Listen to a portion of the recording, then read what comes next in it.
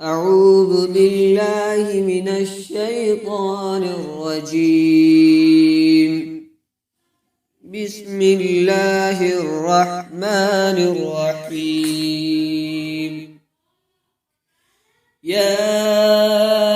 أيها المزمل قم الليل إلا قليلا نصفه أو انقص منه قليلا أو زد عليه ورتل القرآن ترتيلا إنا سنلقي عليك قولا ثقيلا إن ناشئة الليل هي أشد وطئا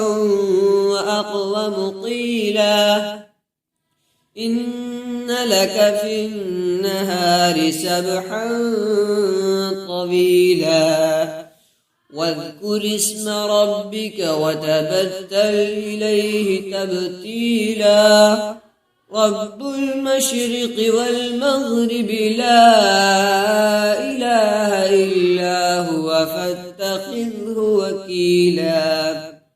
واصبر على ما يقولون واهجرهم هجرا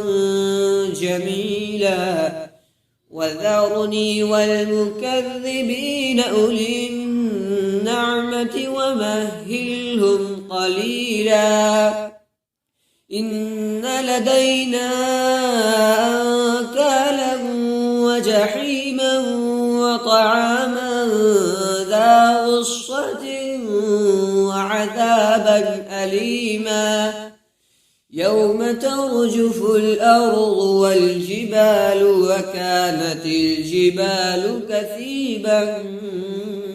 مهيلا إنا أرسلنا إليكم رسولا شاهدا عليكم كما أرسلنا إلى فرعون رسولا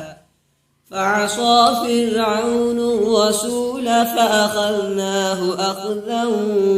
وبيلا فكيف تتقون إن كفرتم يوما يجعل الولدان شيبا السماء منفطر به كان وعده مفعولا إن هذه تذكرة فمن شاء اتخذ إلى ربه سبيلا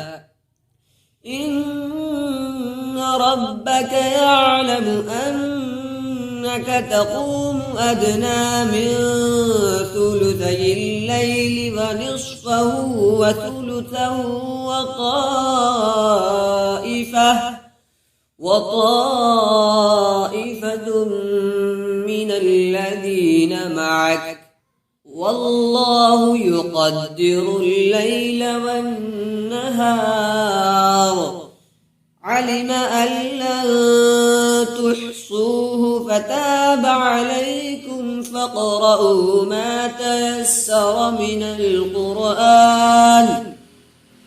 علم أن سيكون منكم مرضى وآخرون يضربون في الأرض يبتغون من فضل الله وآخرون يقاتلون في سبيل الله فاقرؤوا ما تيسر منه وأقيموا الصلاة وآتوا الزكاة وأقرضوا الله قرضا حسنا وما تقدموا لأنفسكم من خير تجدوه عند الله هو خيرا وأعظم أجرا واستغفروا الله إن الله غفور الرحيم. صدق الله العظيم.